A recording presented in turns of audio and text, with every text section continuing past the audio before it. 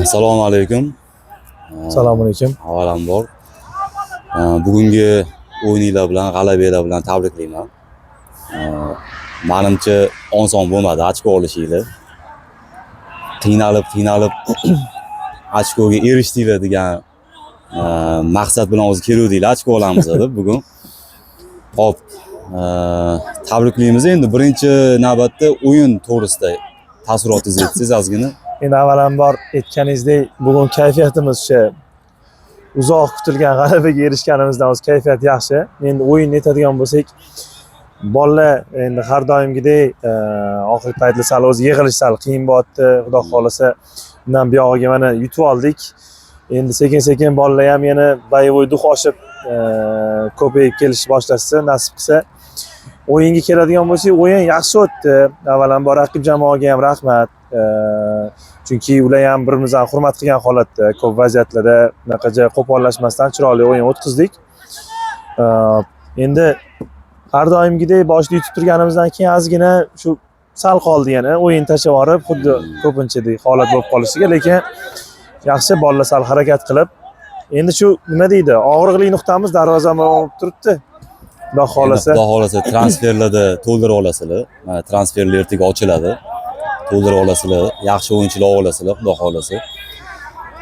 Dandishim yana g'alabalar tilab qolamiz sizlarga. Xudo xolasa. Umuman olganda mana AFLda shuncha yugurdinglar, komandanglar, Manchester United. Havas ligasiga kelib o'ynayapsizlar.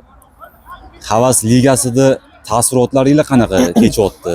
Organizatsiya to'g'risida nima deya olasizlar? Yoki nima kamchiliklarimiz bor? Mana shu nima deydi, hammasi sizlar bilanda, misol uchun qanaqadir kamchiliklarni aytsanglar, shunga qarab biz ham to'ldiramiz kamchiliklarni. Endi avvalambor to'g'risini aytadigan bo'lsak, biz shuncha yil mobaynida AFLda ham o'ynadik. Uni ham, например, ancha maza qilib yugurdik o'tda ham. Endi bu yildan havasga qo'shildik. Taassurotlarimiz to'g'risini aytganda ancha yaxshi. Men o'zi bolalardan ham so'rayman, qalay atmosfera qanaqa, bolalarga yoqadi. Misol uchun to'g'risini aytganda yengilliklar ko'proq, misol uchun mana tablolar bor. Tablolarda vaqtlarni ko'ramiz, anaqalar, u tomonlardan gap. Mana bugundan yana yengillik bo'ldi. Spreylarni ko'rdik. U ham bir ajoyib nima deydi? U ham baribir xuddi o'zi maqsad nima? Professionallikka erisha olmagan bolalar shu atmosferada o'zini his qilishida. O'sha oddiy sprey ham qanaqadir boshqacha qilib beryapti-da odamga. O'shanga taassurotlarimiz yaxshi. Sprey deganingizda, ya'ni shtrafnoy paytda stenkaga liniyani chizish. Shtrafnoy paytda stenkaga liniyani chizib berish, o'sha narsalar ham juda zo'r joriy qilinibdi. Bizani to'g'risini aytganda bitta narsadan boshqa hamma narsa qoniqtiryapti. Faqat o'zimizdan natijamizdan boshqa hamma narsa qoniqtiryapti lekin. Rahmat.